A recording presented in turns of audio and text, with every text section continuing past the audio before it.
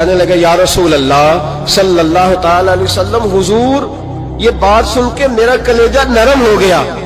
میں نے اسے کہا پھر پتہ کرو بیٹی ہے کہ بیٹا ہے۔ اس نے معلوم کیا تو پتہ چلا بیٹی آئی ہے۔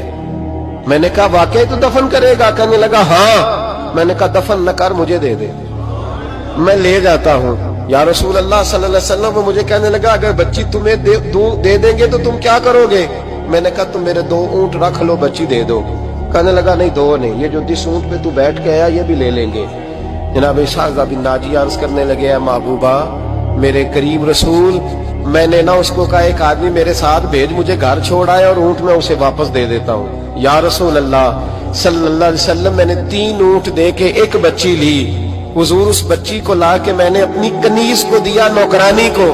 حضور میں روز جاتا، اسے دودھ پلا رہی ہوتی، حضور وہ اسے کھجور نرم کر کے کھلا رہی ہوتی۔ یا رسول اللہ وہ بچی میری داڑھی کے بالوں سے کھیلتی، وہ میرے سینے سے لگتی۔ حضور مجھے نیکی کا چسکا لگ گیا۔ پھر میں ڈھونڈنے لگا کون کون سا قبیلہ بچیاں دفن کرتا ہے۔ یا رسول اللہ میں ڈھونڈنے لگا، حضور میں 3 اونٹ دے کے ایک بچی لایا کرتا۔ یا رسول اللہ میں نے 360 بچیوں کی جان بچائی ہے، اور حضور میری حویلی میں 360 بچیاں پلتی ہیں۔ اے آمنہ کے لال بتا میرا مالک مجھے اس کا اجر دے گا؟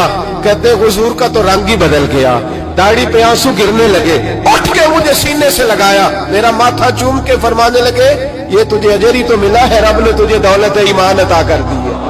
یہ اجر ہی تو ملا ہے کہ رب نے تجھے اسلام کی دولت دے دی، یہ اجر ہی تو ملا ہے، یہ ملا ہے اجر۔ اور محبوب فرمانے لگے یہ تیرا دنیا کا اجر ہے، اور تیرے رسول کا وعدہ ہے قیامت کے دن بھی رب کریم تجھے خزانے کھول کے اجر عطا فرمائے۔